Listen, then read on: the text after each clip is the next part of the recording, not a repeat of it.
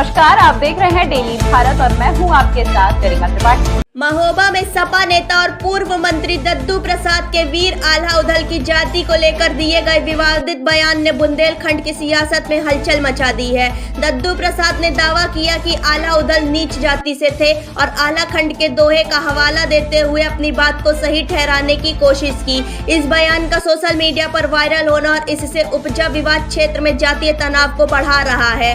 आल्हा परिषद के अध्यक्ष शरद तिवारी दाऊ ने इस बयान को भ्रामक करार देते हुए कहा कि आल्हा उदल क्षत्रिय योद्धा थे जिनका सम्मान बुंदेलखंड की संस्कृति में ऐतिहासिक रूप से स्थापित है। उन्होंने दद्दू प्रसाद के दावों को तथ्यहीन और समाज को बांटने वाला बताया। वहीं बीजेपी मंत्री राकेश राठौर ने इस बयान पर तीखा पलटवार करते हुए कहा कि ऐतिहासिक वीरों को जाति के दायरे में बांटना सपा नेता की संकीर्ण मानसिकता को दर्शाता है। उन्होंने सपा पर वोट बैंक की राजनीति के लिए इतिहास को तोड़ मरोड़ने का आरोप लगाया। यह विवाद बुंदेलखंड में पहले से संवेदनशील जातिगत समीकरणों को और गर्म कर रहा है। आल्हा उदल की जाति को लेकर पहले भी सोशल मीडिया पर बहस हो चुकी है, जहां कुछ दावे इन्हें अहीर यादव और कुछ इन्हें बनावट क्षत्रिय बताते हैं। ऐतिहासिक तथ्यों के अभाव में ये बहस अब राजनीतिक रंग ले रही है, जिससे क्षेत्र में तनाव बढ़ रहा है। अब समाजवादी पार्टी के एक बड़े नेता ने आल्हा उदल को लेकर बड़ा विवादित बयान दिया है।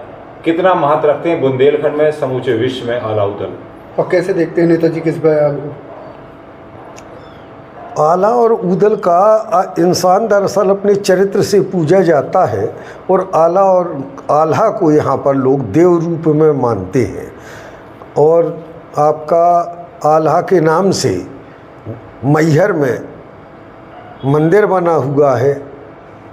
आपके वहाँ आज भी जो शारदा माता है उनमें कहते हैं कि आल्हा प्रतिदिन और पूजा करने और फूल चढ़ाने आते हैं।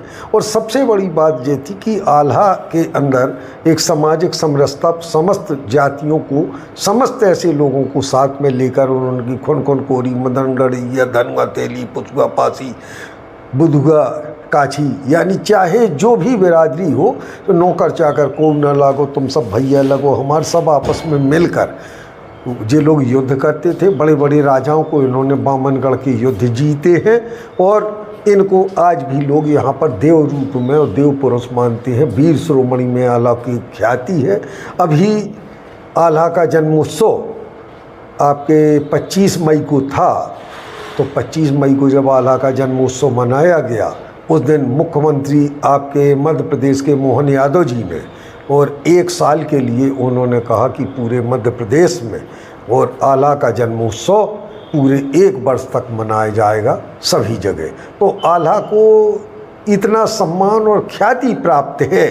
और जहाँ तक अब जाति बिरादरी लोगों ने समाज को तोड़ने के लिए, एक दूसरे के अपमान करने के लिए छोटी बड़ी बना ली है। वैसे आल्हा के पिताजी वो आपके छत्री ठाकुर थे। वनों में जे लोग घूमते थे, इसलिए लोग इनको बनाफर कहते थे। बना क्योंकि वन में विचरने वाले, और लोग इनसे अपनी लड़कियों की शादी करने के लिए इसलिए तैयार नहीं होते थे कि वन में रहने वाला कहाँ रहेगा, हमारी लड़कियां कैसे सुखी रहेंगी। और माता इनकी यादव थी।